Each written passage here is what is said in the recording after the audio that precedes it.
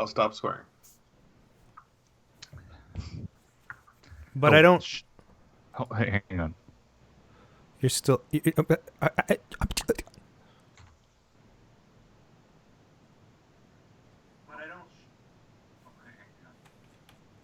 Better. Ooh, I got a beep.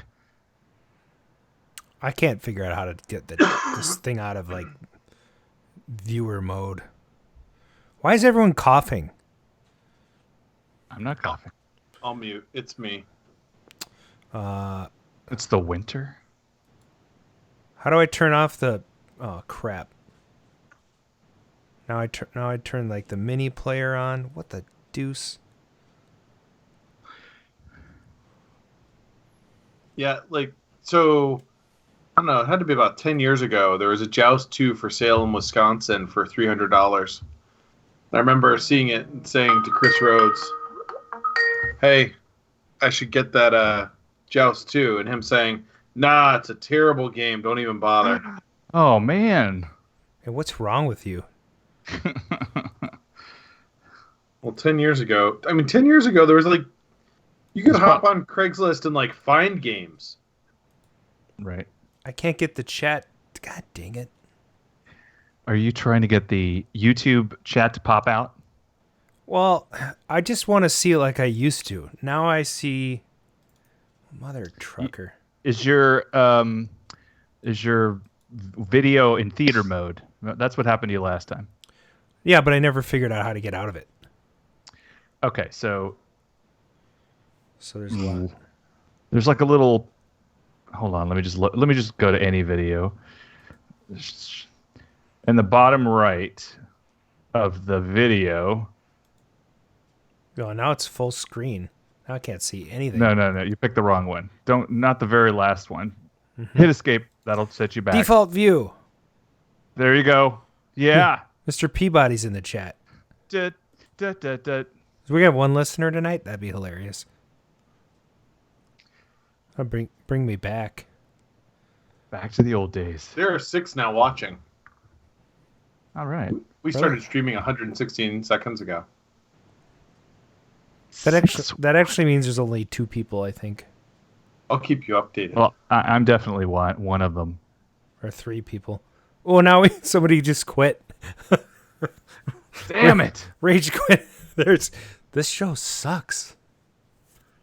I'm out. Oh, the thing is I'm ready to go. Are you guys ready to go? Because I'm ready to go. Yeah. Hey, when we're done, I'm going to see Tom Kiefer. Oh yeah. Who's that? Lead singer for Cinderella. Tom Kiefer is the name of my ex-youth pastor. I have a Tom Queefer joke, but I don't think I can tell it. Oh jeez. Oh god. It involves a turkey. maybe later this month. Oh god. Oh god. Hey, I think we should get this party started. Yeah. Yeah. Okay.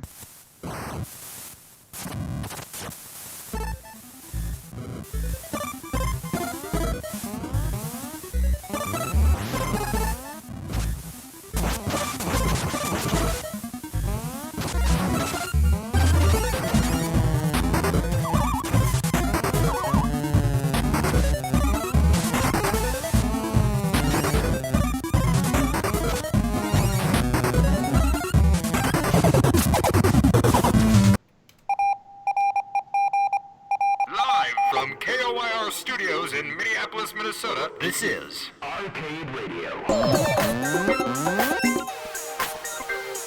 Hello, Commander. Computer reporting. Intruder alert, intruder alert. Beware, I live.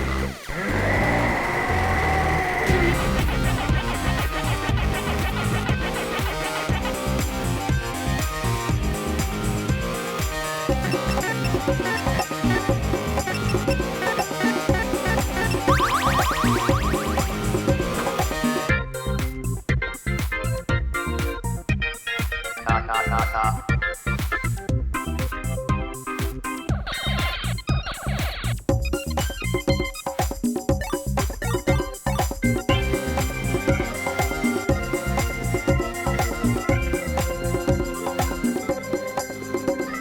stimulating opponent.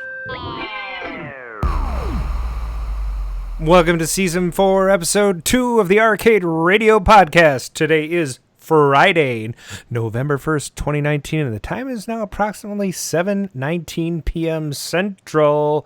Thanks for joining us in the Arcadisphere. This is your host, Adam Cinnamon. I'm joined by my co-hosts, Mark, not Brooke Shields, and Paradise Arcade Shop proprietor and part-time body rebuilder, Trapper Brian MD, a.k.a. B-Top Thurston Howell III. And later tonight, we'll be joined by the Cash and Culture's Tim Hartman of Retrotainment himself. Chatters, welcome to the show. Yeah, I see Brian Frober, I see Randy Gelking, I see Mr. Peabody, I see someone's Friday night going a hell of a lot better than mine. Cheers, Brian Frober. Brian Never Frober. say never again.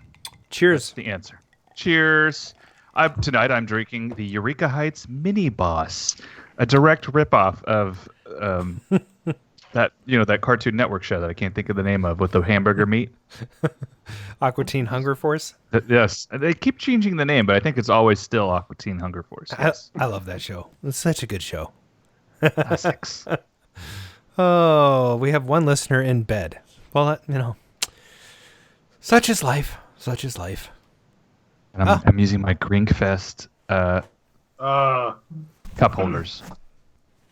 I need to get out to that. Oh man. Arcade Jason just joined. Nice. What's up, arcade nerds? Oh, that's nice. That's my. I think Brian has one of those. I gave him one. I do, but I have these coasters. What? That looks sad. What is that? It's a piece of wood. It's wood. Okay, now that you said it's wood, then Got that's fine. wood. I got wood. Nice. So what have you guys been working on? What have you been working on? Someone go. Anybody. Well, I was trying to take all my Williams games and put them into this arcade. Nice. And I only got to 3. Because, I mean, we spoke, at 6:15? And Right. so it was not easy. Well, at least you decided the Williams games and not like, hey, I'm going to make an Atari room. It's going to take me 12 days because I can only move one game with a stair lift thing. And it'll take... Because they're so freaking heavy. Yeah, Moon Patrol and what else was in there? There's a Moon Patrol in there. There's a Sinistar in there. And, Turkey Shoot. So that will complete the rest of this row. But I'm curious if it'll fit. There is a pole position cockpit right over there that may get kicked out. Yeah. Which hasn't run in, by the way, the whole time I've had it. Oh, no. What's wrong? The board's not working. It's pole position. Yeah, exactly. That's pulp. You should just get one of those Jack's Pacific games and stick it inside there. Is the FPGA on that almost done? Weren't they working on that for a while? Are you kidding? No. That's been... seriously, that project's like 10 years old. It's worse It than is. the guy that did the Spy Hunter seats. Oh. That hurts. That cut deep. It's worse than the guy that did the Star Wars side art. No. Oh. I mean, there's a lot of long-lived projects, right? So what are you going to do? Hey, speaking of long-lived projects, Yeah. I got the final proofs to the Omega Race backdrop today. Oh. So all I have to do is actually look at my email on a computer that I can check the artwork on, say that I approve, and they're going to go to screening next week. That's interesting. I just finished editing that darned episode with Aaron Fector, and you were announcing, that was like in May, that you were doing them. It was, it's one of those projects. So I don't do Illustrator or vector graphics very well. So I have to I hired somebody to do it, and they did 99% of it. Uh-huh. And it's like finishing off a room where it's the trim that takes as much time as the rest of the room. And Sure. then actually Tall Paul stepped in at the end, and he's gonna shoot me for putting that on here because he told me he doesn't want anybody knowing he knows how to do this. But he stepped in at the end and really actually did a nice job, finished off a few things. We had a proof done last week, and I went in and they had left a couple things off that hadn't been. Whoever had done it originally had just copied over the artwork without vectorizing it. So there were some things that looked good when you look at the picture, and then when you actually printed up the vectors, they disappeared because they were still in a raster mode.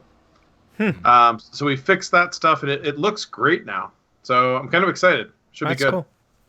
I'm actually, Mark, it's going to dovetail off your story. I fixed my Defender 100% now, and I rebuilt the linear power supply. I replaced every transistor and every capacitor. I got a used one from somebody, and I just went to town on that thing and rebuilt it and tested all the voltages, and everything worked great. And now I have a Defender with an NVRAM memory replacement that allows me to keep the legendary scores up. So, nice. Well, it's funny. Good on you, because my Stargate is the only one of the Williams games that has a switcher on it. Well, Turkey Shoot does too, but that was all hacked up when I got it. That's the other thing. The whole inside of my Defender had to get gutted because somebody had hacked I think I mentioned this on the show last time, but somebody had hacked the harness into a switcher. And so I had this Dokert. Is that a kind of yogurt? Yeah, it is. Dokert is a guy on Clove, and he used to make reproduction Williams harnesses. And so I had this harness that was like, I don't know, from 2000, or let's see, 20, must have been 2012 when I bought it. So it's just been sitting around doing nothing. So I rebuilt the linear power supply, put in Dokert's wiring, and bam, fired right up. And then the interconnect board died. So luckily I had a spare from, actually it's a Stargate interconnect board, IO board. So put that in there, and now I've been playing Defender like every day. That's another thing. It was set to hard. That's what she said. That game is, I know. That game. Sorry, I can't. She says I watched it all the time. Office. She says. Anyway, that's a boring story. So the other fun thing that I've had to do is I purchased a PAT 9000. Oh yeah, and you got your Warlords working. We've been playing around with that. Oh my god, it is. So we hooked up just a regular 6100 monitor to the side because I actually have all the parts to build the 13-inch ampliphone, and then somebody locally has a 13-inch amp tube, a direct match that they're been holding for the person I bought this the PAT 9000 from. So I just need to go pick that up and rebuild the boards and everything. Real briefly, for those in the audience that don't know what a PAT 9000 is, you should maybe mention what it is. They should get off the chat. Oh, jeez. Whoa. Hey, listen. I'm not picky.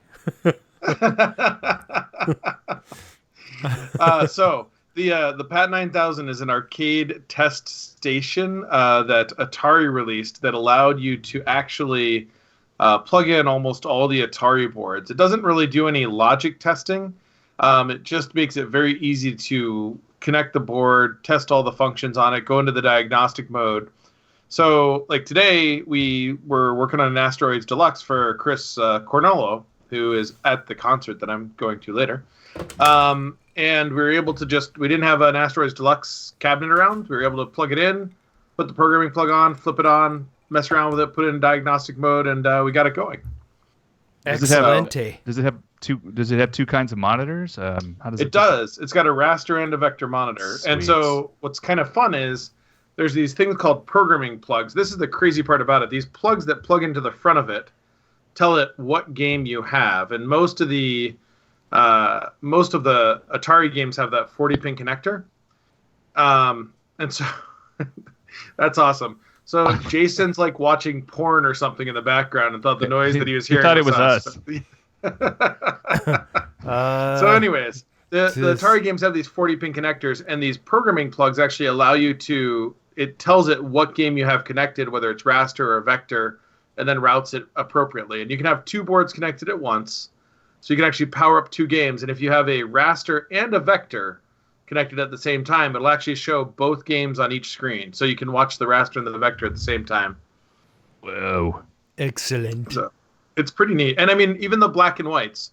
So the old Atari black and whites, you could plug in through this, and it will play like so. The raster or the vectors it does in green. I haven't done a black and white raster. I haven't actually checked that yet, but I'm pretty sure you can do a couple of them. So lots of fun. Nice. There's a lot of stuff. Well, I suppose we should get this, next segment going here.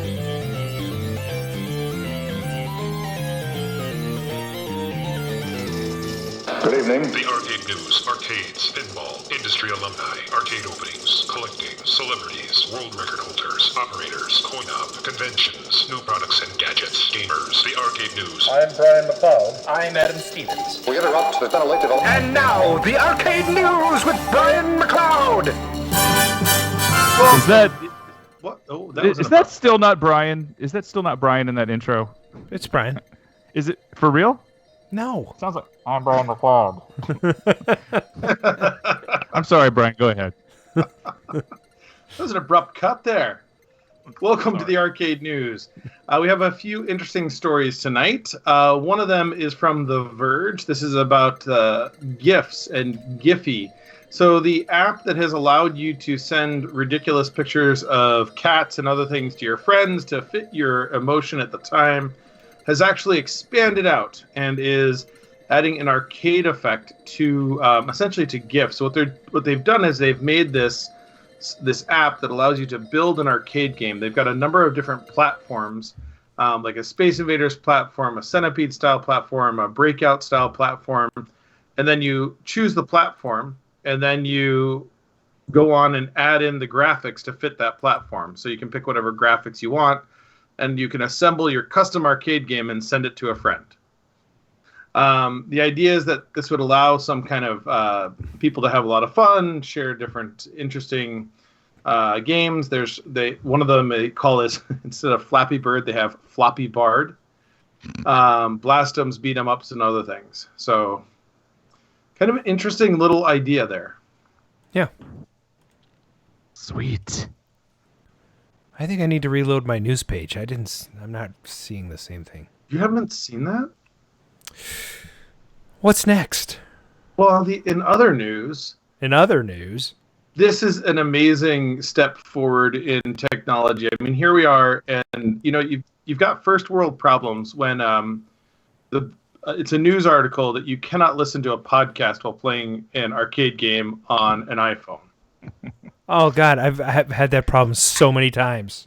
I don't know what's going on with the world, but the good news is they have figured out that this is a simple checkbox fix. Who's they?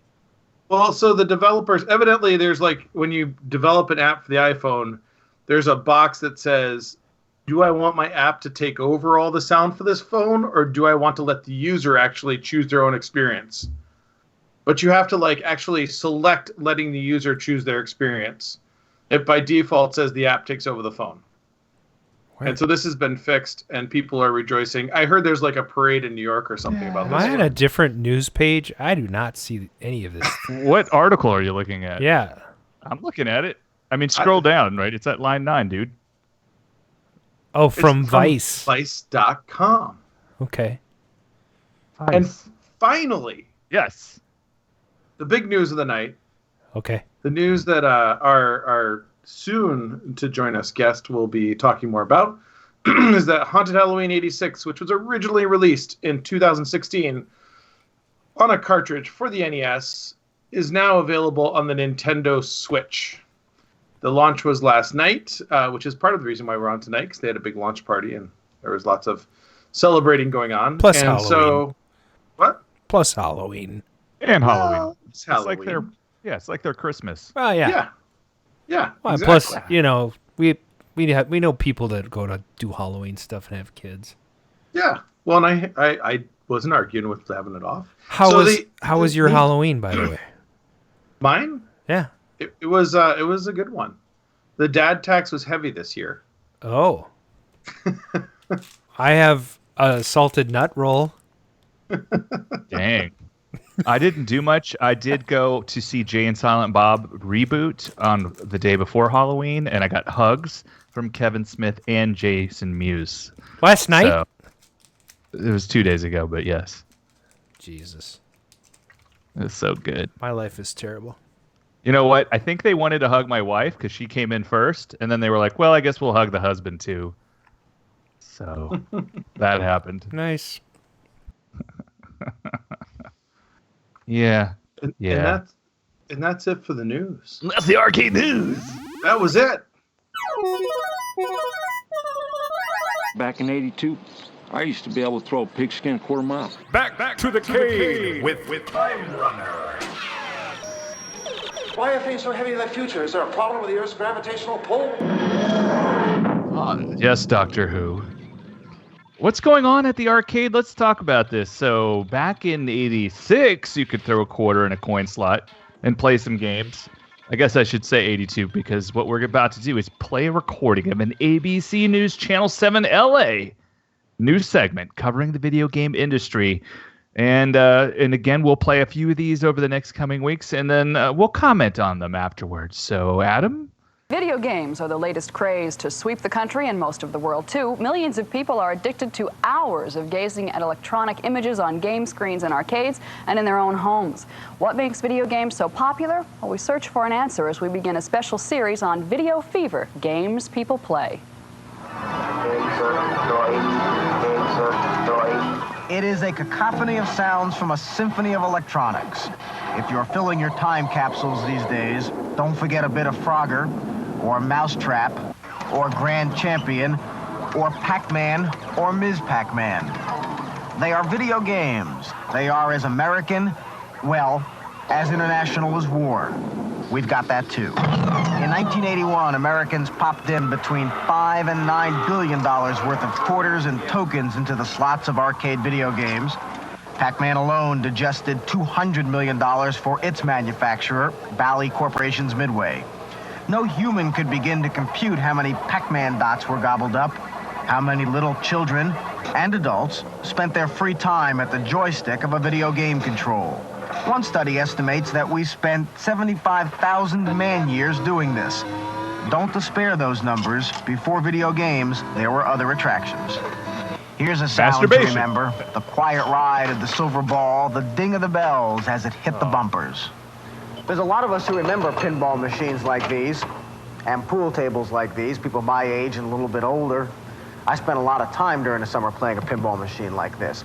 And I remember the one thing about pinball machines is the score. You could always get it up to about 99,999 before it rotated back to zero. Now with electronic games, you can go to 1 million or 2 million or 9,999,999. And getting there is half the fun and part of the frustration. Part of the fascination is the way the games are designed. Take 13-year-old Paul Glatzer playing Zaxxon. The game is three-dimensional. The screen is full of tricks to avoid. Your airplane moves faster than the speed of sound. Ooh, airplane. The tongue hungers for a kill. I like the details on it. There's good details on the games. Part of it is the sound. These games would not be any fun at all if there were no sound. But there is, and that is why people like Bert Price can stand at a machine for 2.5 hours, on 1 quarter, mind you, and play Galaga. Galaga! Galaga, my favorite I could have game. done that for longer. Just I lost all my ships. I mean, who says Galaga? Do you play Galaxian? That was funny, even though this is like the third time I've heard it. What stood out in this segment for you, Mark? I like that he's at the beginning they list Mousetrap, and then what was the other one that I don't know, but I heard Gorf, and was Gorf the one that's saying insert coin? Yep. Yeah, that's clever. Mm-hmm. I only have a Wizard of War. I have a Gorf, but I haven't got it going yet. But I think I think Berserk had a clever attract sound too. I don't remember. He used to say something, and Space Fury also used to say something. Although I am insulted by the woman who introduced the segment, where she says that we spend hours gazing. I mean, we're not gazing. We're like engaging. Engaging. Yeah, you're interacting. Yeah. Gazing is like what you do with the movies or with Netflix. Anyway, I think Brian's watching porn. let's see what's going on. Definitely. Look at this profile. It just looks like he's totally disinterested because he's not looking at his camera. He's like, because I get the camera over here. There. So anyway, Hey, how as you we go doing? along, these articles get a little weirder and weirder. So we actually played the second one last week. So yeah, so we'll next have to time play you the third hear the segment. Yeah. that will be amazing. What I'm taking away from that is I just picked up a mousetrap. Oh, very nice. Is it working? About that wasn't part of the thing. You're just blurting out stuff now. No, I'm not. You talked about mousetrap at the beginning of the intro. That's right. See? The trick for your mousetrap is to get the soundboard to work. Yes. Yes. Get that soundboard to work. I'll get it to work. That's what she said. Anyway, let's find out what's in the juke.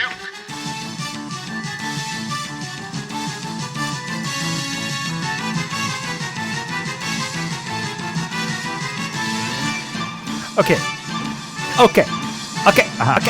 Is that it? Okay. Okay. Welcome to What's in the Juke, where we play a tiny bit of a song that is somewhat topical, and you try to guess the title and the artist. And if you can guess half of one of them, then you'll get... Oh, yeah. You get a half point. Half point. There you go. If you guess both, you'll get... Full point. Sweet. And if you can't figure it out, you guys have to fight it out. That's right. That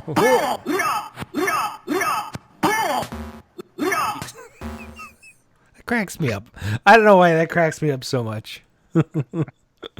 Okay. Oh, I must have put a couple of extras in here on accident. Oh, my. This ought to be good. Okay. First track. Get your sound, your headphoney thingies on, and your sound hounds and your Shazams out, because here we go.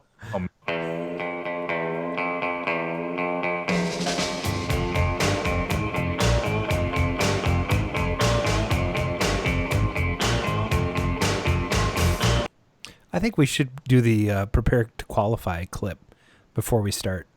That's funny. Do you have that available? Probably, but I'm not going to dig around for it right this second. Brian Fober got the... I would say that's correct as far as the artist. Meh. It's the original artist. That's the guitarist. But right, that is not... And he does play along. I guess you need to... So I play some more? Arcade Jason. Well, Arcade Jason got the title. Peter Gunn, 2 N's. Yep. Yes.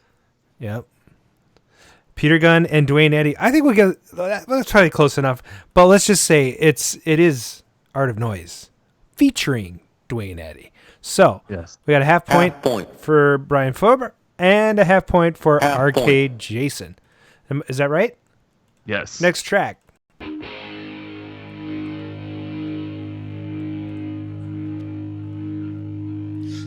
it!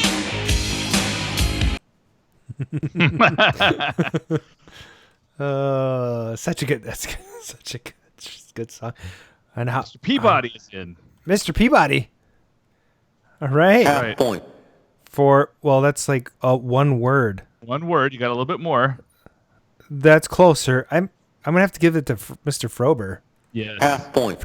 To Mr. Frober, and Beastie Boys goes to Mr. Peabody. So nice.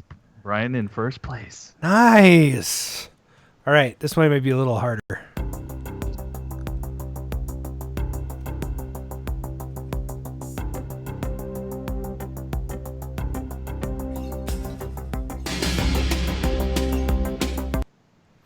See if they wow, I like that. Yeah, it's a great track. I just saw that guy 2 months ago.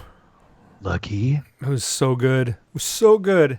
I forgot to mention that I did see I can't think of his name. You know the guy. Yeah? What is love? What is love?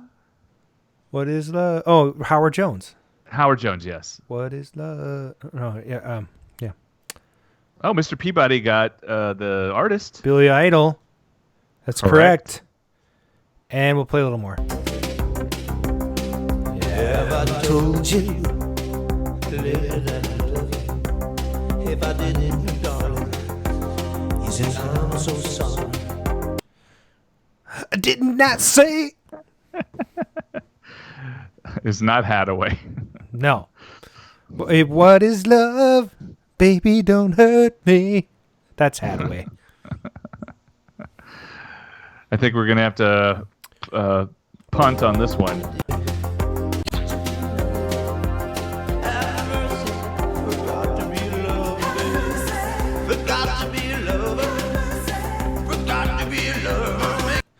There you go. There's the title of the song. Right. Somebody type it. So who got the half point for Billy Idol? Mr. Peabody. All right, cool. That was To Be a Lover by Billy Idol. And here comes another track, a little deeper cut. I kind of think Randall will get this one.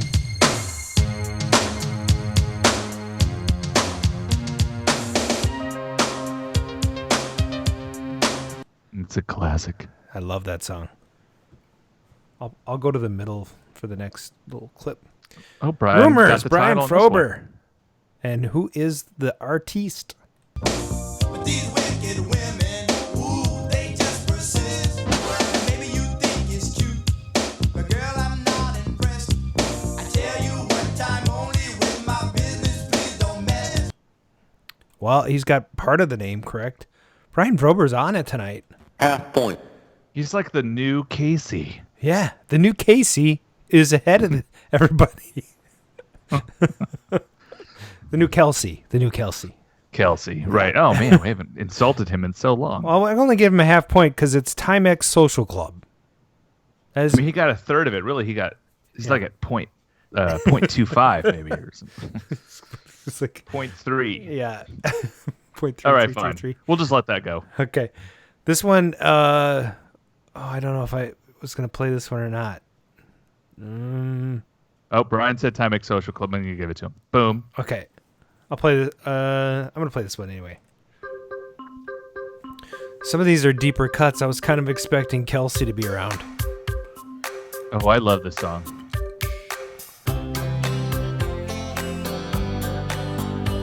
I'm a cry. This is very sad. What's it been, like a month? 3 weeks? Yeah, terrible. I would do anything. Oh, Randall Gelking. Emotion, Rick Ocasek. He is on the board with a full point. Full point. That's right. This is getting, now we're getting serious. All right. Oh, Brian, how rude. Here comes some dead guy. Oh, my God. A little too soon, asshole. I mean, Brian, who I love. You're still in first place, Brian, so relax. All right, next track. You think anybody will get it from that? Wow, no. They skip that on the radio. I don't think they play that part. They do. Do they? Yeah. But they're usually talking over it.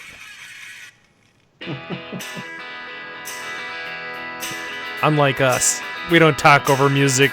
No.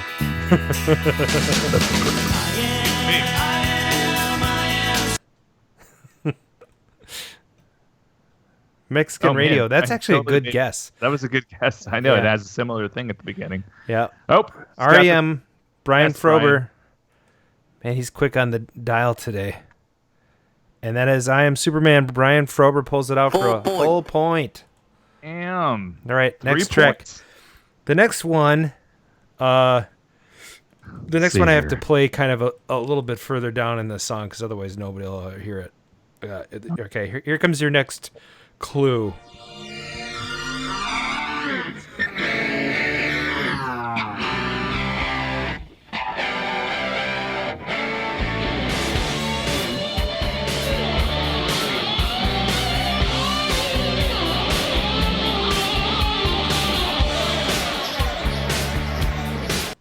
I wonder if they'll get it from that.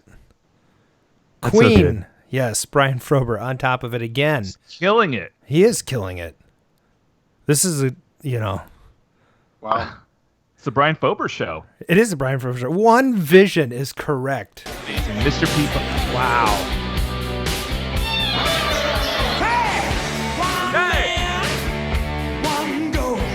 Yeah, that's sweet. Okay. Iron Eagle soundtrack. That's interesting. It's actually from It's a Kind of Magic, which is from the Highlander soundtrack. It may have been played in Iron Eagle, but it was originally conceived for the It's a Kind of Magic, or the A Kind of Magic album, which is Really? Yep. I can't imagine. Yeah. Because it's not like thematically similar to any of the other music. Well, they did the whole soundtrack for Highlander. Right, but One Vision, is that on the soundtrack? Or is it play over the credits or something? I think it is maybe over. I don't remember where it is in the movie. Maybe played in one of the cars, actually, when they're driving around. Yeah, that would make sense. I think when big guy's driving around. And the funny thing about that song is at the end, do the chatters know what the last line, what he says? He changes One Vision out for one word. Do you know what it is? Or two words. Instead of One Vision, he says, anybody got it? We give a half point for the answer if you know it. And you cannot die, McCloud. No, that's my worst, Connery impression. So you talk funny, Nash. Yep, he gets it. Fried chicken. Yeah, instead of One Vision, he says fried chicken in the very last. Yes, that's right. Fried chicken. Fried chicken. Yeah. So if you're paying attention, okay. All right, this is the next clip. Hi there. That's all I'm giving. That's all you need. Good. Good.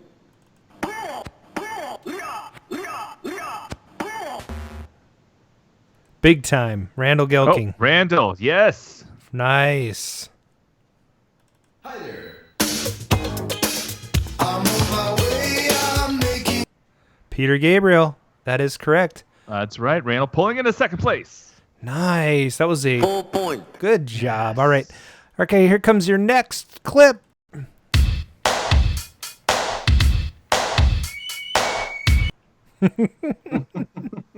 Oh, God, that song's hilarious. I love it. I love that band. Oh. Are they still together? Can we go? Ow. Ow. So unmistakable. Yeah, nobody does that. Yeah. Randall Gelking gets half point for Word Up, and Brian Frober gets Cameo. They each get a half point. Half point. For both of you guys. Nice job. They are still listed as active with about 40 past members. Oh, my. All right, where are we at with these? As long as the guy, Brian's in first with 4.5. Randall's in second, 2.5. Mr. Peabody in third with 1. And Arcade Jason pulling up the rear with a half point. Pulling up the rear. All right, should we make these last two worth 2 points? Make it interesting? Sure, fine. All right. These last two are worth 2 points. You'll get a full point for one or the other artist or name. Okay, here we go. Oh, so good. I've seen them in concert. I've seen them in concert too. I mean, for that tour, that particular tour. This was my first. Nice. The album. This album was my first CD. This was my first concert. Oh. Band name escaped me is not correct. Genesis is correct. He gets it right after he can. Okay. So Randall got the title. So he gets a full point for that. And Land of Confusion is also correct. So Brian Frober gets a full point. All right. And the next last track, sort of a bonus track on our 11-song theme for the night.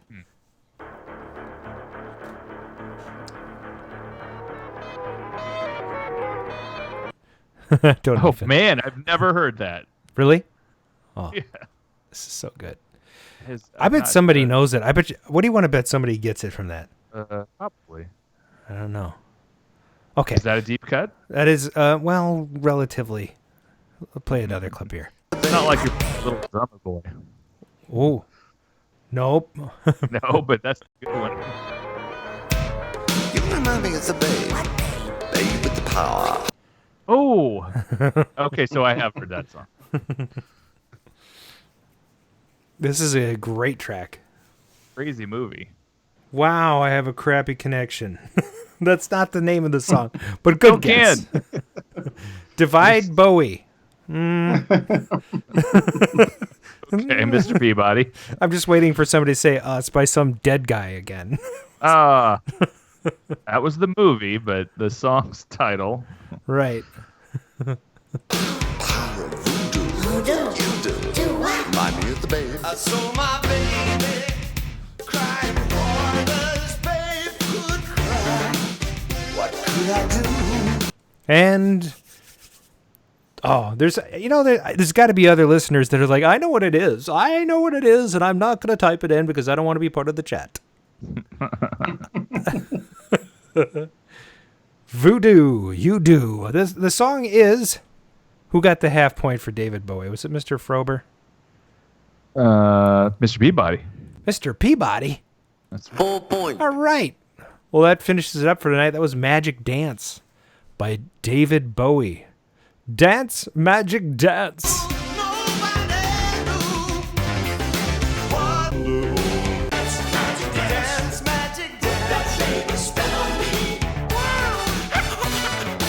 Yeah. My problem with that movie is it's shot like it's a TV show where there's a single camera in front of like a stage and actors, and there's no side shots or anything. It's really weird. Watch the movie again, and you'll see. It's very static. Now I'm thinking of the scene that they did. It was like Ansel Adams, where it's all weird, and the side view where they're walking through the bog of eternal stench. I don't know if I agree with you, but I'll watch it again. I think what they did was maybe it's a combination. Like I'm thinking of specifically the musical numbers. Yeah. Bonus question: the baby in this scene and throughout the movie is played by Bill Murray. No. It is played by very famous artists who also did the concept art for Dark Crystal. Do you know who that is? Anybody? You guys, do you know who it is? The artist? His name is Brian Froud. So. Oh, did not know that. Yeah, Dark Crystal. There you go. What's in the juke? We should have a guest joining us soon, but let's check the voicemail. What do you think? Oh, yeah. Maybe somebody called. All right. Yeah. Thank you for calling 612-548-GAME. This is Arcade Radio. Please leave your message after the tone. Hey, Arcade Radio Sliders. It's your buddy, Bob Zarzadet, control panel expert and technician. Oh, I can't believe I kissed your mom last night. Oh, wait. Which podcast is this? Oh, yeah, right. That's the arcade one. Sorry, wrong here. Yes, I do write down what I'm going to say before I call. Contrary to popular belief, I can write.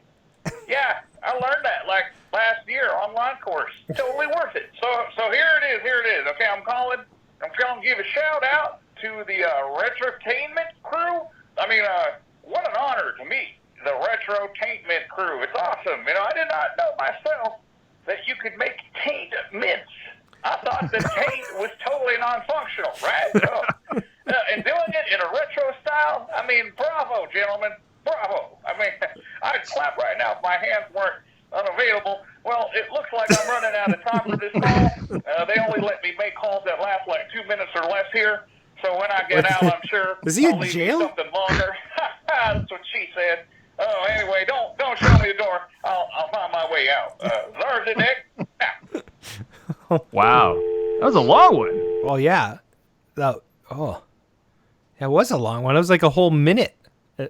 Minute and 20 seconds. Wow. Is he tied up or something? Or I don't know. It sounded like he was in jail. Does he have cuffs on? They only let him make 2 minutes. His hands weren't available, but like what? I don't even want to think about it. That is weird. Disturbing. Should we try to bring this guest in? Retrotainment. Is he already here? I think he's already here. I see him. I see him there. What does that mean? You haven't patched him. Hey! Hey, how's it going? Let's get this Welcome, guy a sir. camera. Somebody should give this guy a camera. I want to put him on the camera here.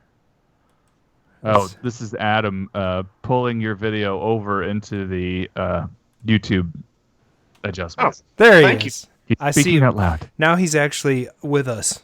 Nice. And Brian has been too tall the whole time. I'm going to shrink him down. I just wanted his head to be higher because he has his camera aimed at the ceiling. It's going further. Okay. I'm not moving. You are on the video now. I've been moving you. There you go. A little bit further down. We want to see your crotch light. I had to turn off the crotch light, and I'm not wearing pants, so I can't go too far down. I had to put shorts on. Ah, that's hilarious. Well, we should probably move on to the last segment.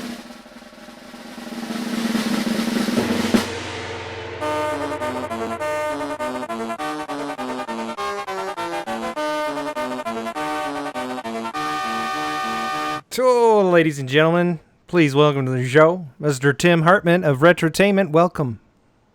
Hey, thanks for having me, guys. Really appreciate you having us on. We're going to totally drill you on everything technical, so I hope you're ready. Oh, I'll do my best. Okay, in a ghost-up statement. Just kidding. Oh, that's okay. Happy Halloween, guys. Happy Halloween. Happy Dia de Muertos. Yeah. So, I'm just going to give a little bit of background on the game for our listeners, and then we'll just jump right in. How's that sound? So, Perfect. Thank you so much. Yeah. So, on October 31st, 1986, in the once quiet town of Possum Hollow, two 11-year-old kids are gearing up for some Halloween hijinks. Before a fun-filled night of trick-or-treating, Donnie and Tammy venture up to the old farmhouse where Harry, the crazy old farmer, suddenly thrusts them into a nightmare. Now trapped deep down in his dungeon on a pile of bones, they must break out and find their way back home.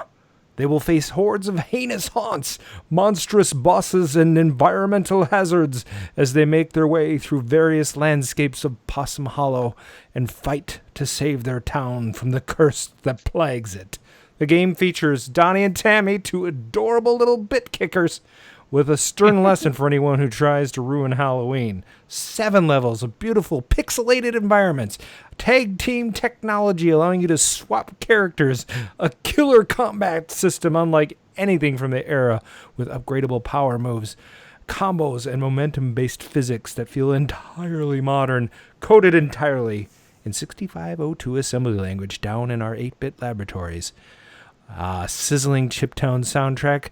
This game is a modern game that was just released to the Switch called Halloween 86. So we'll talk a little bit about that. And Tim, why don't you kick us off by telling us your involvement with this project and a little bit of background. Yeah, well, I'm one of the owners of Retrotainment, which we are a small indie dev studio that creates NES games from the ground up first before porting them to modern platforms like Steam, Xbox, and now the Nintendo Switch. And I love the way you read that. We should have hired you for the YouTube. It would have been spectacular. Thank you. So yeah, as part of the team, you know, I wear many hats. Lately, it's been more of the PR and marketing because the game just came out, and so I'm finding everywhere on the internet or in the physical world to try to tell people about our game. We're pretty stoked about it, and yeah, it's out now, and couldn't be happier. Just so glad to finally be on a Nintendo console for real. Yeah, that's cool. So what was the inspiration for the game, and what's the inspiration behind sticking with cartridges? I know it's a big thing for you guys. Yeah, it really is. I'm a nostalgia guy to the core. If a game's on physical release, or it has a physical release, that's the one I'm buying. A lot of our team is like that as well. We're physical first guys.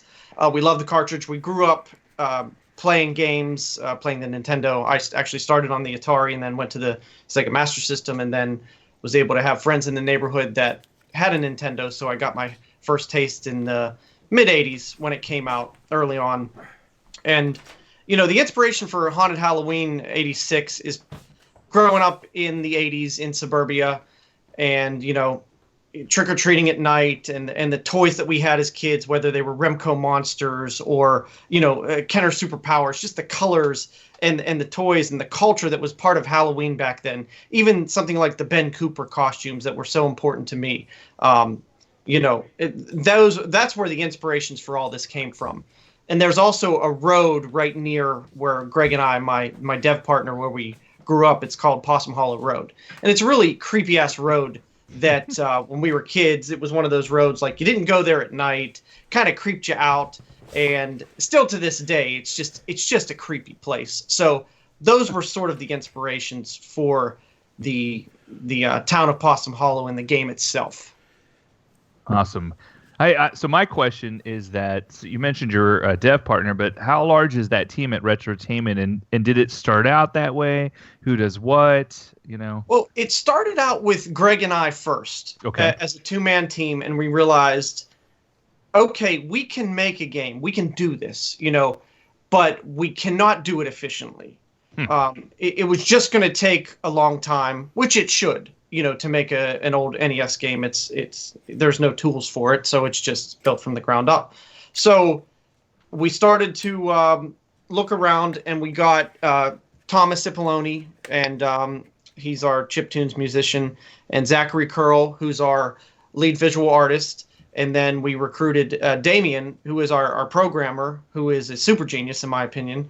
And through that, we were able to effectively make our first game within about a year, maybe a little over a year.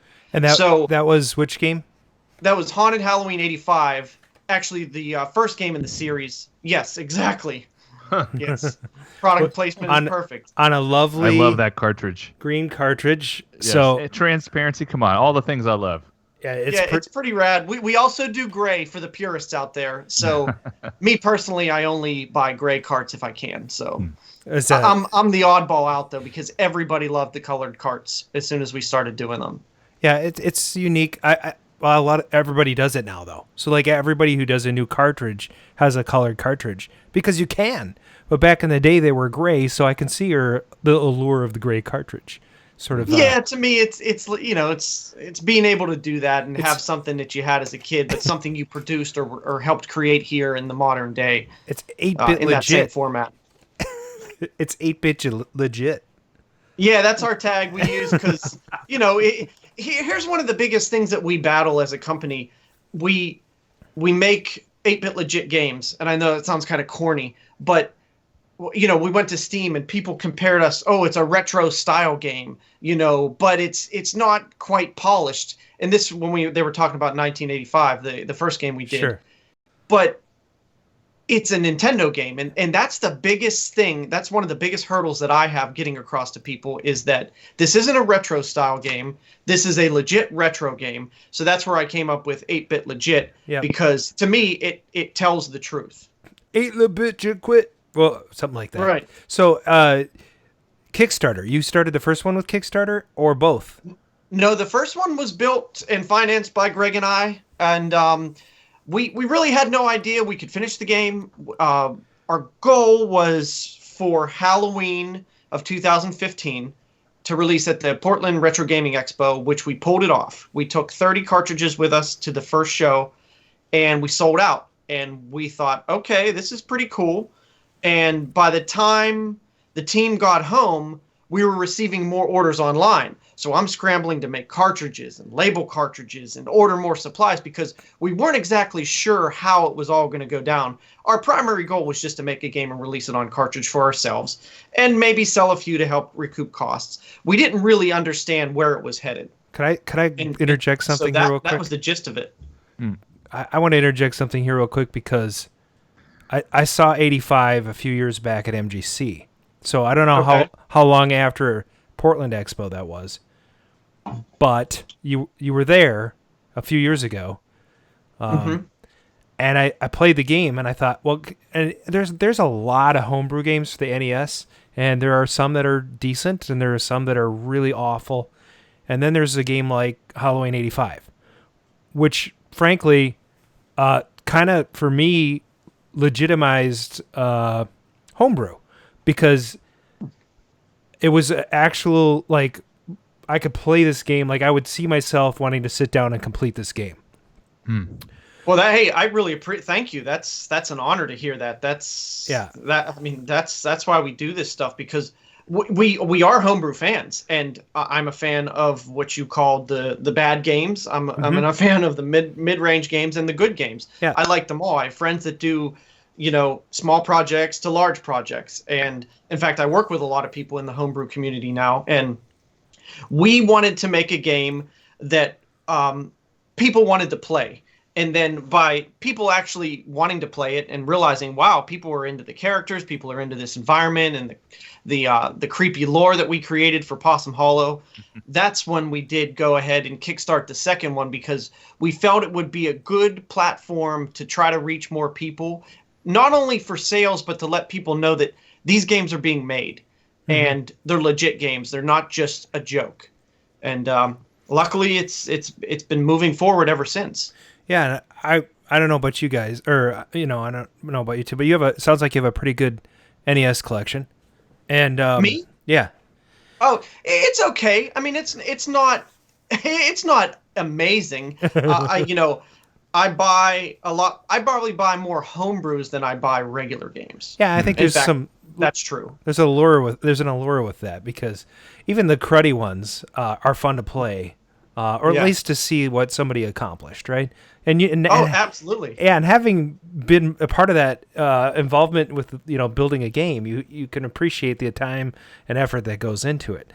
So that's interesting. So the Kickstarter went really well, and you were able to launch the game and build it. How long did it take you from the time you completed your Kickstarter to complete the game?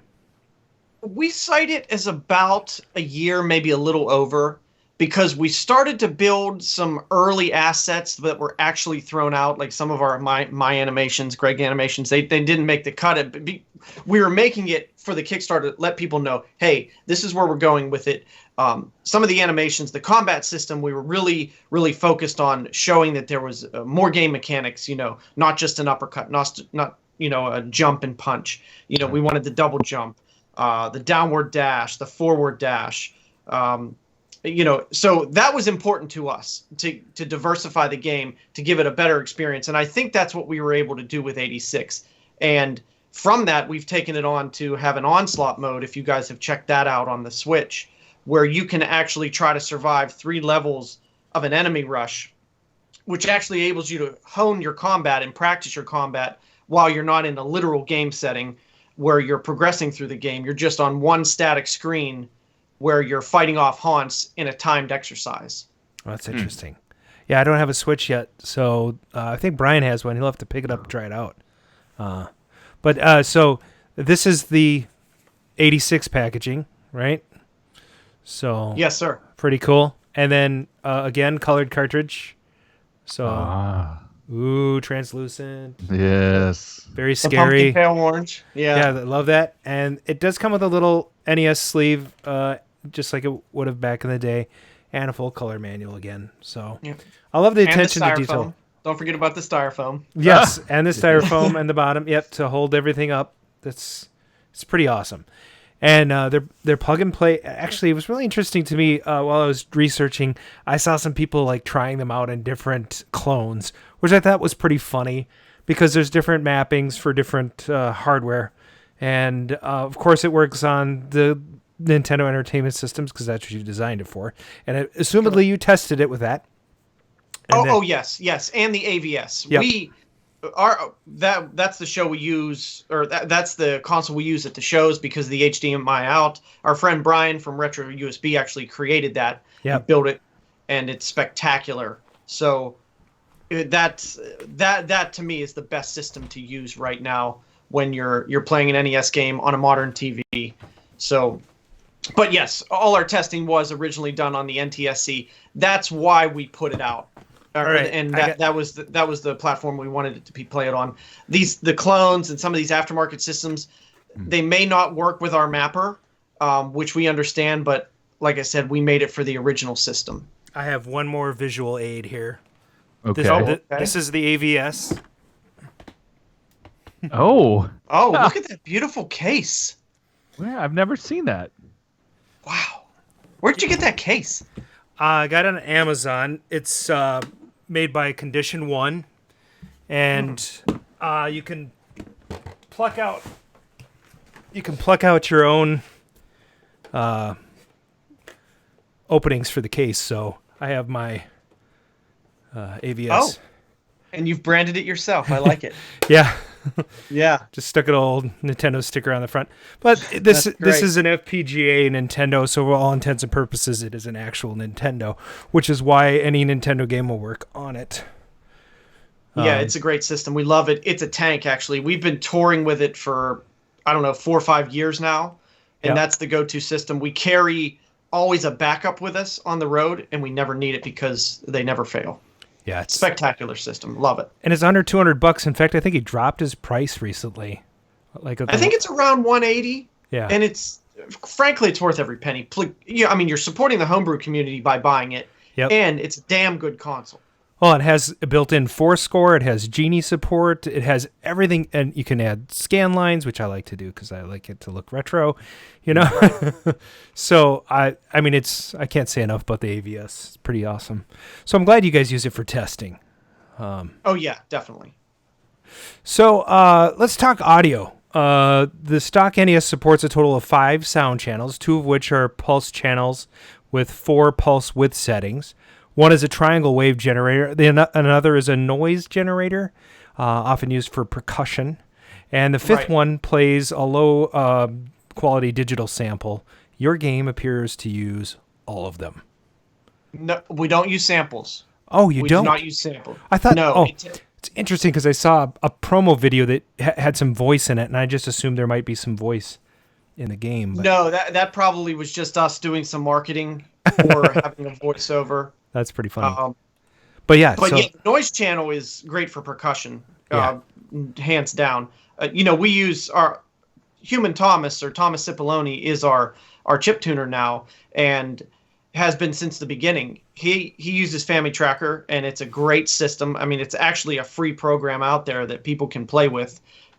It's got a learning curve, but it's in our opinion, it's the best way to do the music. And like you said, the noise channel is great for just making beats and creating that back end of a song that can get you going in the right direction. Okay.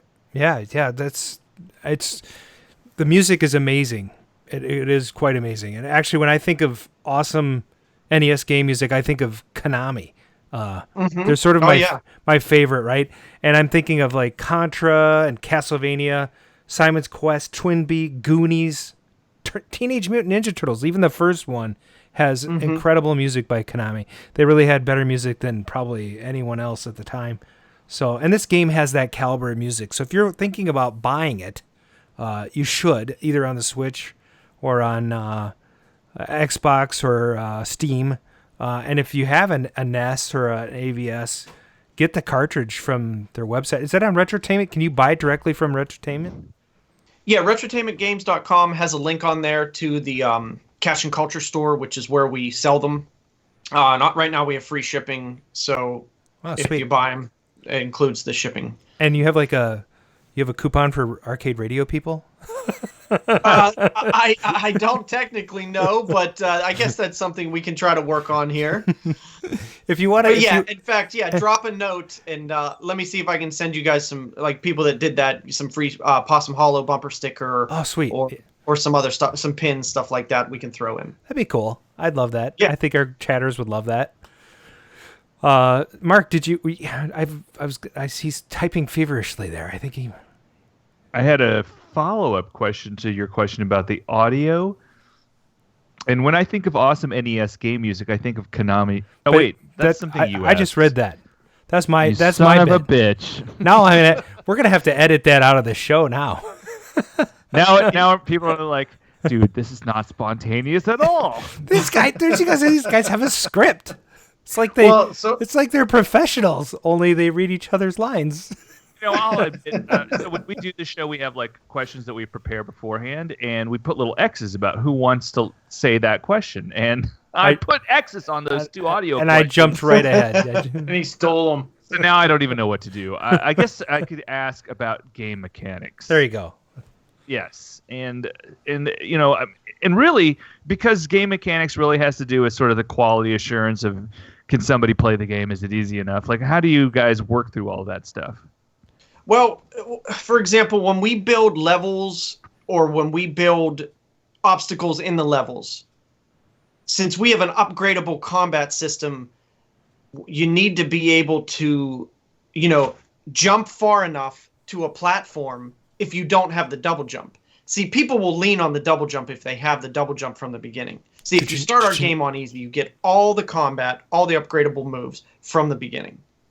But if you earn them one by one on the levels, so you have to make sure the mechanics match the backgrounds and match the environments and the settings, which is important, from a tactical standpoint at the beginning when we set out and create a level or put it on paper, because a lot of stuff we do first is really legitimately on paper. I always have a tablet with me. Oh. So it's just important that the mechanics work well in the environment. I think that's one of the most important things a game can do is that. Great. That's awesome. Is there somebody that, like, I mean, I know you guys all play the game and you all test it out, and you're talking about the mechanics and how they get worked out to make sure that you have a long enough jump, but is there a point at which somebody just sits there and goes, this is just too effing hard, we gotta like make this a little easier, we gotta move this over here? I mean, who is there? That's one me. Guy that's like that's the me. Guy that's you me. That's me, because I will be the first to admit that I'm not the greatest video game player in the world. I call us the common man. Like, I'm the common man in the group, where I'm just the player that'll be like, man, Greg, we got to dial this back a little bit. I mean, this is NES hard, and I get it that we have to be NES hard, but let's push that a little later in the game. So yes, there are definitely times when we have to dial it back, for sure. Interesting. So I'm gonna preface this next question with spouting off some facts about NES hardware to just kind of give our listeners some backgrounds. The original NES had 2 kilobit bytes of RAM, so practically nothing. Cartridges often included additional RAM and hardware to help the system achieve more than its base system was capable of. The NES operated on Ricoh's version of the MOS Technology 6502 processor. The 6502 is actually a very common 8-bit processor from back in the day. That processor was used not only to power the NES, but numerous arcade games and their subsystems, such as Nintendo's Punch-Out! And Donkey Kong 3 used them as audio chips, for example. But anyway, the 6502 technology has been around a long time. Ricoh's was modified a bit. It actually allowed for some controller inputs and polling, and it actually had an early version of direct memory access. So can you give us sort of an inkling of what your programming team, how they did they struggle with programming for the 6502, or, what's that process like for them? Well, Damien really doesn't struggle, in my opinion. Nice. What he struggles with is us trying to do too much and asking too much. For example, the NES, there's a blessing. It's a blessing and a curse.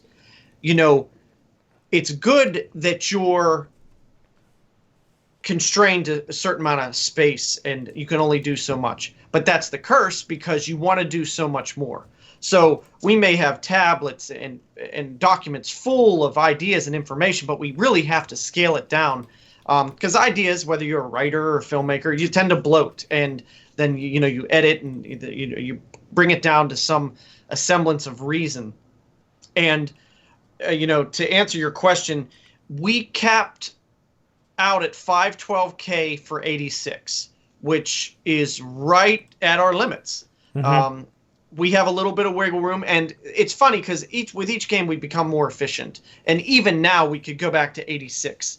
And which is what we had to do to become a little more efficient within the game to fit that onslaught mode on. because we wanted the Nintendo Switch version to mirror the cartridge version. Originally, 86 came out on cartridge without Onslaught mode. Okay. But now, as of next month, we're going to be shipping it to mirror the Nintendo Switch version. So I can send my cartridge back?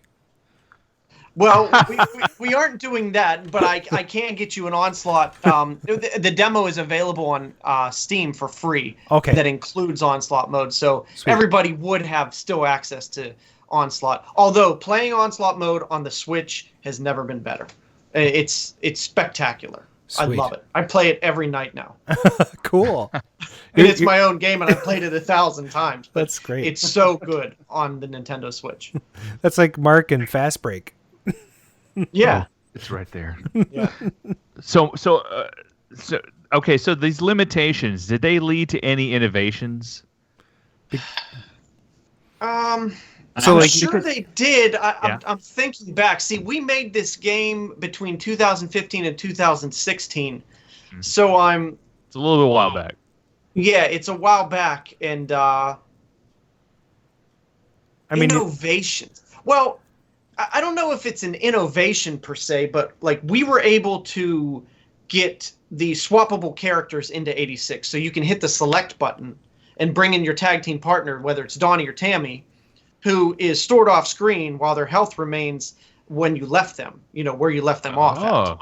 So that's pretty cool. It's like Tekken. And that happened after 85. Like 85, the game ends where Tammy comes to Donnie at the end of the game and tells Donnie, she's been there following them the whole time. And that gave us the idea, like, what if you could be either?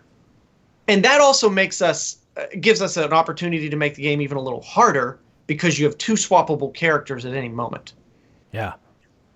So we call it tag team technology. That's pretty cool. Maybe that answers the question. I'd have to do a little more thinking to see where a restriction actually helped us create something innovative. So can I give you a rain check on that? Yeah, one? for sure. It's We'll bring you back. certainly when you are, as an artist, when you're faced with constraints, you end up doing things that sometimes end up being mistakes that are, suddenly happy mistakes, like Bob Ross would say, happy little mistakes. Yes, for sure. We actually have a point in the game where we have it's a dodge. If you hit the up button twice in a row, you dodge an enemy, go around them. But if you hit the jump button at the exact right moment, you can do a super jump, which is almost halfway across the screen, which is a really badass move. Which was a happy accident. Oh, that's awesome. Yeah, so that was cool, and that's my favorite move, so I love it. Go ahead, Brian. I was going to say, so when you're porting all of this over to Xbox, Steam, and Switch, is it difficult to port them over? Or do they just? Does it actually, like, after it's done for the NES, is it just kind of like a ho hum? We could just move this over to these other platforms? Well, we have a custom interpreter that we use that takes our assembly code and allows it to be, understood in a modern language like Unity. That is a gateway to these modern consoles or Steam, something like that. So. You bring up an interesting point. For example, when we were porting with Nintendo, we are start select guys, and so in the game in our tutorial, you hit start to pause and you hit select to swap out the character. Well, Nintendo got back to us late, and we're like, you can't do this. And we were like, what are you talking about? And we had to change anywhere that it said start to plus, and anywhere that it said select to minus. What? Even though on the wireless online controllers, the NES ones, it has a start and select button. So, luckily enough, our tile-based text system has a plus and a minus in it that we really don't use too much because it's not like we're doing math on screen or anything like that. Sure. So luckily, in the 9th inning, we had the ability to fix the assembly code to trigger the plus button for the start and the minus button for the select. And luckily, it got pushed through in time for the release date, which was last Thursday, October 24th. Do you have to have a blessing from Nintendo? It sounds like you have a lot of interaction with them. We do, yeah, you do. Your game goes through approval first, and then it goes through, lot check and certification. So I can tell you for 100%, somebody at Nintendo or somebody they hire plays your game. And they give you feedback. We've had to make changes. Mainly the changes we've made were for art assets and our trailer. Interesting. Interesting. Yeah. And because they're strict, and they should be, because they want their brand represented well. You know, whether it's a logo or an icon, you know, if you change the color of it, it's not cool. If you change the, you know, like free transform in Photoshop, if you hold switch and it gets out of whack, it's going to get you in trouble. Right. It'd be cool Their if you branding could. team will throw something at you. Exactly. It'd be really cool if you could schmooze them enough to get them to give you permission to have the official Nintendo seal on your arcade box, on your Nintendo boxes. Yes, yeah, that would be cool. It is pretty awesome that when you boot up our game on the Switch, it says officially licensed by Nintendo, which is, for somebody like me, that's a high watermark. Yeah, So, yeah, totally. I'm pretty stoked about that. But yes, the seal of approval would even be better. Nice. Hey, so, and speaking of older platforms, can we ever expect to see a PC-10 or a Nintendo Versus version of this particular game? He's talking about the arcade versions. Probably not. Not unless Nintendo saw like, oh, we really like this team, we really like what they're doing, and wanted to do something with us. Which, if Nintendo's watching or listening, yes, we will totally do what you need us to do. But we have nothing planned like that right now. So the PC-10 and the Versus systems are super old. I wonder if somebody in chat might know somebody who could make an adapter. Or an adapter for the NES. So you can play an NES game on an arcade with on a PC-10, but not on a Versus, right? Okay. Sure. Yeah. Because you'd have to burn some. I wonder how the Versus hardware. Anyway, yeah. So that'd be kind of cool. You could at least you could throw it in your PC-10 anyway. Yeah. So. I think that may have to happen. Mm-hmm. I know. Now we're all of us with PC-10s are like, I'm going to try to do this. This is what's going to happen here. It'd be kind of fun. What's our next thing? I think this is an Adam question that's coming up. Yeah, I just said I met you at MGC, I think. So what other expos and shows does your team frequent? Let's see. On a normal basis, we do MagFest, which is in National Harbor, Maryland. Midwest is obviously in Milwaukee. We do PAX East, which is in Boston. We do PAX West, which is in Seattle. We do the Portland Retro Gaming Expo, which is in Portland. And next year, actually, we're going to swap and do PAX South instead of MagFest. And I was scrambling today to make cartridges because I had to send them to California because we've been asked to do Day of the Devs by Double Fine and I Am 8-Bit, which is like an invite-only development conference where you showcase your game. So that's in San Francisco, California, this coming Sunday, or not this Sunday, but the following Sunday. Right. So I had to ship out the games in advance to their pop-up store, which sells all the merchandise. So I was scrambling to get our games made. You know, I'm assembling, I'm putting the PCBs in, I'm labeling the cartridges and getting them sent out because we didn't expect to be on the road again. Right. So, yes, so it's been a busy time. Are you the assembly line? Like, where are all the games assembled at your house, or how does that work exactly? Greg and I have a small business on the side, which is called Cash and Culture, where we have 3 retro retail stores, which have video games, toys, music, culture, things like that. I have an office where I do all the assembly. So I keep all the shells, the PCBs, I do all my testing there, labeling, you know, I have my electronic vacuum, things like that I have to do in order to keep our products clean and, you know, in stock. So there was a question from the chat, and I know that we had talked about kind of the technical aspect of this, but there are 3 questions from Jason. One is, what is the actual game, the size of the game file? It's 512K. And then can you add additional RAM on the cart, or are you just restricted to what's on the system? In 86, we added 32K of RAM. which was not out of bounds in terms of the retro era of games. So it's not like we are making a beefed up pretend version. That was relatively known that it could be done back then. Mm-hmm. And then the last question was, is there any special bank switching hardware? That's a great question. I would have to ask Damien that. Personally, I don't know. Okay. But if they send us an email, just go to our website, retrotainmentgames.com, and shoot us that email through the Contact Us portal. I'd be happy to get back to them. Sweet. So we mentioned you had a modest NES collection. Besides your own games, what are your favorite NES games? Wizards and Warriors is one of my favorites. Double Dragon, Baseball Stars, Ice Hockey. Ice Hockey! I love that game. I gotta say Baseball Stars is my all-time favorite. Probably second is Ice Hockey and Blades of Steel. I know games, people are like, they're sports games. I loved playing those games. Oh, endless entertainment. I'm not even a hot... Oh, there's some hot assistant action going on in Mark's corner. Sorry. Hi, Sam. So anyway, I'm not even a hockey guy, and I love Ice Hockey and Blades of Steel. I think that they're great games. Oh yeah, and the way they use that sample channel in Blades of Steel for Blades of Steel. Oh yeah, it was like one of the rare games they actually used it in game.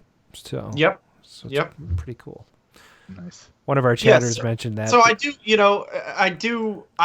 play less games nowadays, which sucks because we're busy. But there are times, mainly in the winter, where I get back to certain games. Like, for example, my friend's game, The Incident, which is a homebrew, and it's made by Kahan Games, Khan. If anybody's going to check it out, it's a block pushing puzzle game, and it's just haunting. I mean, I'm at level like 65, and there's like over 100 levels, and I've been working on it for a year because I'll get to play it for a couple weeks, and then I have to go back, to work. But it's a great game for anybody into homebrews out there.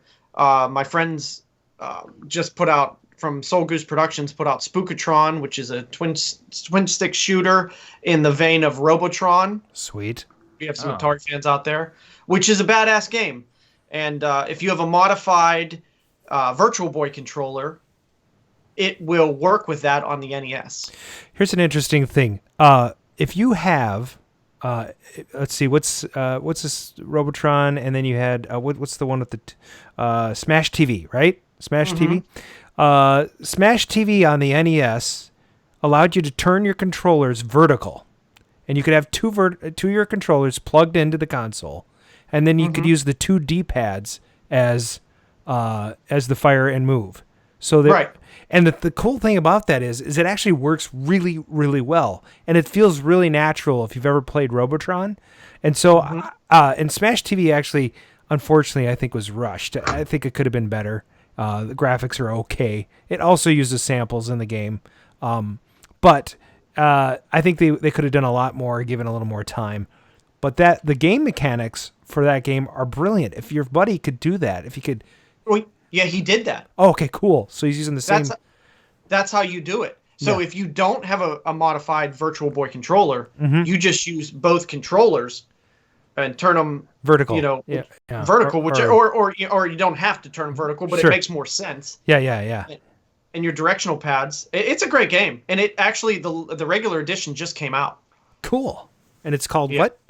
Spookatron, and it's Soul Goose Productions. Okay, Spookatron. So Robotron, Spookatron. That's pretty easy. Sweet. Awesome. Okay. Yeah, that's I want it. Great game. In fact, that's a dev that I actually do some side work with.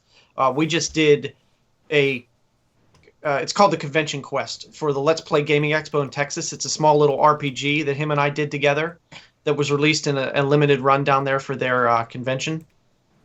And he's a great programmer and an even better person. We have a little convention here in Minnesota called 2D Con.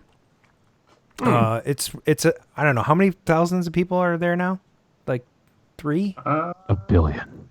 Anyway, they have remember that. they have a dev section, and it's all like early development games. It's sort of indie game session. And there's a couple of guys who've been doing some really cool NES games. But it'd be fun to see you guys show up there sometime. Yeah. Do you know about what time? When in the year it is? Usually the end of August. Yeah, end of August. Okay. Yeah. So they actually, it's funny, they've moved around a bit because some of the other events in the country, MGC, Evo out in Vegas, and other things they've tried to avoid. Yeah, which is funny because Portland Retro Gaming just moved their show to August now, which is kind of a bummer. Yeah. Have you guys ever been out to the Portland Retro Gaming Expo? I have not. Haven't. It's absolutely one of the best shows in the country. If you guys ever get a chance, it's worth every penny. Couple of Portland our guests is a great city. A couple of our guests have been mentioned it. All right, let's go. Everybody get ticket. Yeah, there you go. Okay, so I have a quickie here, and this is we're going throwback here. All right. Okay. Your video game origin story. What circumstances where you became hooked on arcade or video games? Like, was there a favorite arcade? Was there a favorite console? Well, it would have been my sister got an Atari for Christmas. Okay. Probably 83, 84, yes. Which was late in the game in terms of Atari.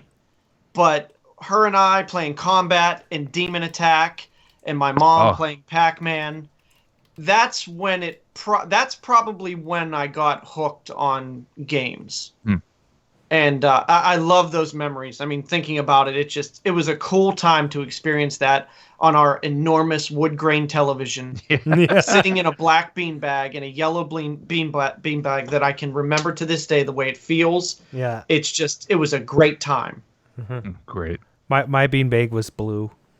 Oh, that's cool. Yeah. We had Pong. I just bought a beanbag 2 years ago, and it's not the same. Oh. Did you get a love sack?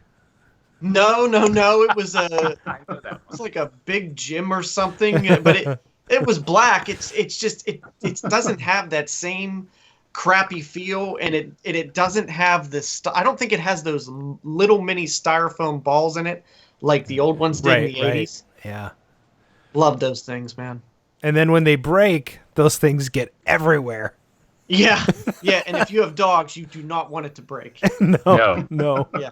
No, they will eat it. Oh, what's this? Yeah.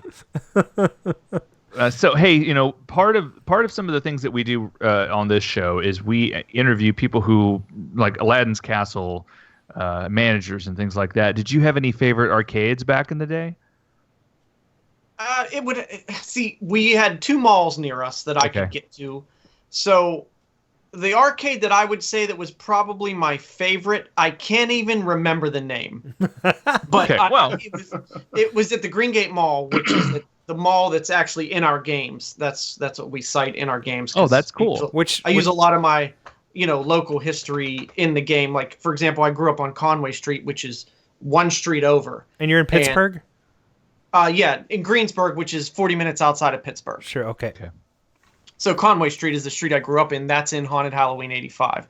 But I don't even remember the name of the arcade because I feel it changed owners so much. But it was this dark, dingy arcade on the first level of Green Gate Mall where back in the day, the metalheads went to and the punks went to. And I was never really allowed to go in there unless I would sneak in.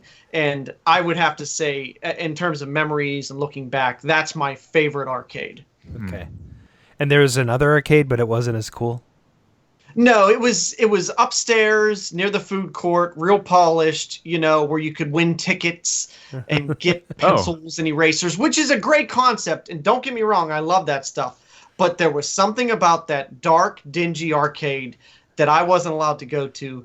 That was where the power lied. Oh. We're gonna have to do some research to find out what the name of that arcade was. Right. We'll find some pictures and stuff like that. And I should know because I'm a historian of that mall and I love it. I need to go back and try to figure out and get an old, screenshot of somebody that took a picture of the directory It's got to be in there somewhere. Well, what it turned into was I have this T-shirt for Z107, an old FM station that was run out of the mall, and that place is what took over for the arcade. So. Oh, cool. Any particular arcade games that were at that dingy arcade that you liked a lot? No, because I just remember Pac-Man. Okay. Because I was really young. And I just remember seeing Pac-Man and not being really able to go in far, or if my sister went in, she was playing Pac-Man. It was one of those instances where it was just like, you were just like, wow, what's going on here? But then if we go, like, I went to Hill's department store all the time to play Double Dragon. That was awesome. And an arcade in the other mall near me was called Tilt. Oh, yeah. It had WrestleFest. So that was pretty badass. Nice. Yeah, Tilt was a big chain. So that's interesting. Okay, so all this gaming, obviously you like consoles the best. You had an Atari, you had the NES, which I kind of considered to be the penultimate console of our era. You know, it really hit a mark, and it was such an advancement over anything that had come out prior. And then it held its mark until basically a PlayStation, right? So, do you have like a collection of consoles today? I have some consoles. It's not crazy. It's not like it used to be. Sure. As you get older and get a house and become wise, get married and stuff like. See, and the funny thing is with having the stores, if I want a Dreamcast, hopefully I can just go pick up the Dreamcast, which is a nicety that I understand not everybody has, but it's like I have a revolving collection at all times, which is kind of strange to say, but to get back to what you were saying, the NES, I think that's when things changed from a marketability standpoint, sales, toys. It's when toys and video game, it came to a head and it exploded. Yeah. Yep. Very, very, very important part of video game history, if not maybe the most important. So if you were going to rotate out some consoles today besides the Switch and the NES, what other consoles might you find name interesting right now? Right now I have my Atari upstairs. That's plugged in. The Sega Master System I had, which was cool. My mom and I played Penguin Land a lot. I played Rambo and Reggie Jackson Baseball. Those would be the two. I think the Game Boy SP is very excellent. Yeah. I think the 3DS, the 3DS XL, like the NES version with the shell, not only because of the looks, I just think that console, that handheld feels really well. People still want those because, but the SP was the start of that closing mechanic that saved the screen's ass so much. So those are some consoles that I dig. Yeah, those are cool. Yeah, I have a DS Lite, and I constantly play my Game Boy Advance games on it. And it's got a little bit smaller screen. It's not quite the right aspect ratio as the original SP, but I have an SP as well.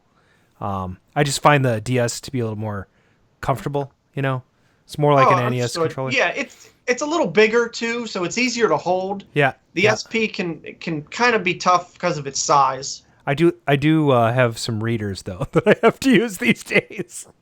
Nice. Nothing wrong with that. So, but my latest favorite, I don't know about if you guys have played this, but Bomberman, the original NES Bomberman, was released as an advanced cartridge, and I love that game. It has so many little Easter eggs in it that people don't know about, and it does start off, horribly slow, but you build quickly, and after a few levels, it just becomes addicting. And so I'm on like level 47 right now. I'm just waiting to complete the game. So anyway, do you have any games like that you're playing right now? Right. Well, I'm getting back to the incident, which I said was an NES homebrew that my buddy made. I've been playing a little Spookatron because it just came out, which I'm gonna get that. It's a tough game, but it's good, and we've been Frankly, I haven't had a lot of time right now with promoting the game, doing the shows. We just did that convention cart. We also just did another release which is a brand new thing. Not many people know about it yet. It's called the MP3 NES cart. So it allows us to release a band's album on NES cart, playing MP3 quality audio through. Wow. Yeah. So the band Zayo, my friend's band, just put them out for sale. They sold 60 in 30 seconds. So that was pretty humbling.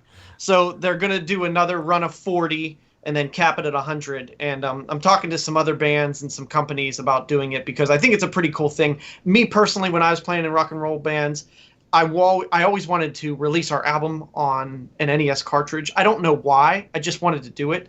And now it's finally going to happen. That's cool. Now, we talked about innovation back a little bit ago. We're talking about some of the games that you like that actually have some new innovations in them. The one thing we haven't talked about, which I think we're down to about 10 minutes left of your time, so I think we should talk a little bit about Full Quiet.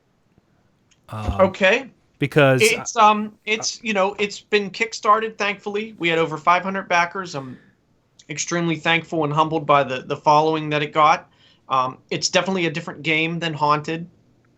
It's an open world mystery, and a lot of the environments and the setting, which is the woods, was inspired by some of our trips to Portland and Seattle up in the Pacific Northwest. Specifically up near Seattle was the Seward Forest, which is an old growth forest, which is just spectacular. And Zach, who's doing the art for Full Quiet, is doing an amazing job. It is his best work to date. It's spectacular. I can't wait for people to play it. I can only say so much about the game because it's a mystery, so we don't want to give anything away.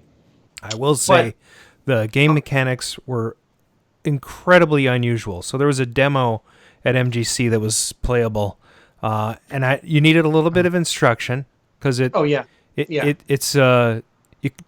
as an NES game, you don't quite know what you're doing at first.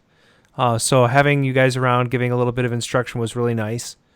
And I'm sure that'll all come out in the full game and with the manuals and such. But I like how you guys try to innovate. And I think this is you're taking it in a completely different direction. So comments on that? We definitely are. We're trying to give people a new experience. We want to drop people into this world and have them figure it out. Obviously at the show, when we're demoing it, we can only have so much time that somebody takes up in front of the television. So we need to kind of scoot them along and get them involved with the game so that they can get a good feel of it and then move on. Because, we could give a 20 to 30 minute demo to every person, but then we really cut down on the eyes and we're taking up people's valuable time when they could go buying perler art or hot dogs. And, I'm kidding. I'd rather have them be playing our games. But, it's a show and it's kind of high, fast paced, especially somewhere like PAX where there's so many people. Yeah. Have you guys ever been to a PAX show? Not me. Not yet. Okay, well, it is fantastic. You guys should really, really check it out. But it's very fast paced. You get people's attention for a few seconds or minutes, and then they're off to the next thing. Sure. So, with Full Quiet, your son's been taken by something, and you venture out into the forest to find him. Now, you could check out some of the videos on Kickstarter if you want to see some of the mechanics like mantling and the 8-way shooting and the barrel rolls. We want to make a game where you explore and you have time to appreciate the backgrounds that Zach is doing and appreciate the music that Thomas is writing, because in a game like Haunted, you're bombarded with enemies. Sure. And you want to go. And in Full Quiet, we want to let it breathe. So that takes longer, we're finding, than a Haunted game because, a beat 'em up is linear for the most part, where an open world mystery is non-linear. So there's a lot more variables to keep in mind so that the story in the game is cohesive. Yeah. I love that. I was just reading on your webpage and I just saw the tagline that you almost read verbatim. It's just Something has taken your son. Oh yeah. You Yeah. must venture deep into the forest to find him. Full Yeah. quiet. Coming soon to a theater near you. Yes, which would make a great movie. But yeah, you're right. I've been saying the same things for a while, so it might come off as, the same thing that's written wherever you read that. But, pitching the game at shows, it gets exhausting, because you have to be on. You have to say, like, here's our game. It does, and, you don't want to be a pitchman all the time, but sometimes, like at the shows, you have to make use of the people who are there, and you want to get your message across. Yeah. But going back to things, telling them that it's an NES game, getting that across to people is still the hardest thing we have to do. I can't stress that enough because people just don't get it until you let them hold the cartridge. Yeah. So you can still get a backer kit for that? For Full Quiet? Yes, you can. And I suggest, because it'll be closing up here soon, anybody that wants to get that silver cartridge that is going fast. Yeah. It's pretty cool. And the backer kit's still open. There's updates on Kickstarter if anybody wants to see the latest videos or some of the posts that we've been putting up to showcase. Our backers have been very patient with us because they've seen the game and now they want it to be done right. They don't want it to want us to rush it. They understand that we had this opportunity to go to the Switch, which is we're just very thankful for everybody that's bought our games and come to the shows and help to share and retweet everything. It's really a community and retro effort. And that's fullquiet.backerkit.com. You guys should check it out. And there's varying levels of participation, and you can get a great cartridge if that's what you want. Which is what I will get. Or you can get the really cool chrome-ish, silvery looking thing, which is also cool. And a different label. Ooh. So nice. I'm looking at you gotta it right make now. it different, right? Yeah, it's got to be different.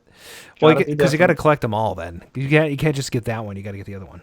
So yeah, I like it. So any parting words? First of all, thanks for coming on the show. Yes, sir. Oh, well, thank you for having me. I love it. It's a blast. I apologize that I was only on for an hour. With me making those cartridges today and getting them to the post office and getting home right in time to get the sound check. Perfect. Yeah, thanks for busting your butt to do that. It was really awesome. I really appreciate you helping me out there. And that's just an unpredictability thing, really. With our show, sometimes our listeners know this. We've had some issues with some sound from time to time. I'd much rather check. I'm all about check, double check. No worries at all. So if you had any advice for some budding programmers and people that want to make games, what would you say? Start with a pencil and a paper. Okay. A piece of paper. You got to start slow and try to get your vision down so that you understand it first before you start involving others or trying to learn new things, because at the core of any good game, there has to be a good idea. And it has to be, relatable. You need to be able to have people want to play your game. So get your ideas fleshed out first before you start. That would be my first, piece of advice. Yep. Second is, if you're going into create NES games, be patient and take it step by step. I would start with art and music first before programming, because art teaches you a lot. When I do, art for whether it was for Convention Quest or I just did the art for the MP3 cart for Zayo, or stuff I did for on the Haunted games or music or sound effects. You'll learn a lot by using tools and understanding, okay, I want to make my sprite 4:2 because of the ratio of how it looks on the screen.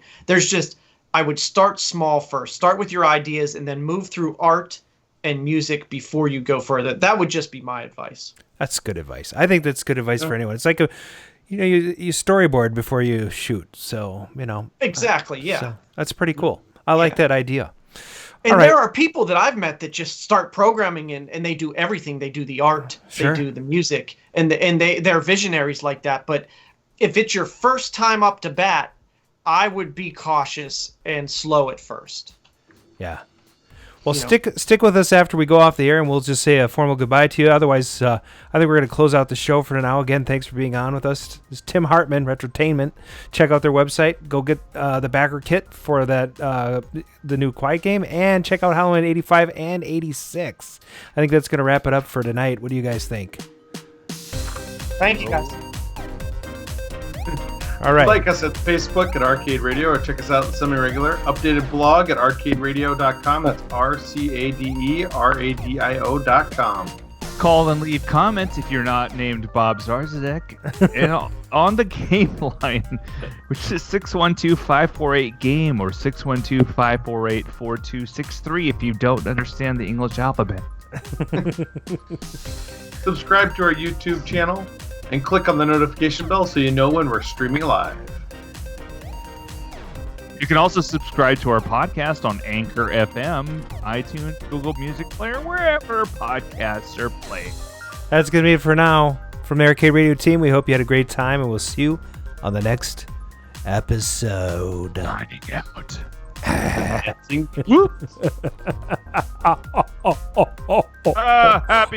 one day after Thanksgiving. Yes. Or Halloween. Or Easter. Oh, shit, I said Thanksgiving. Oh, man.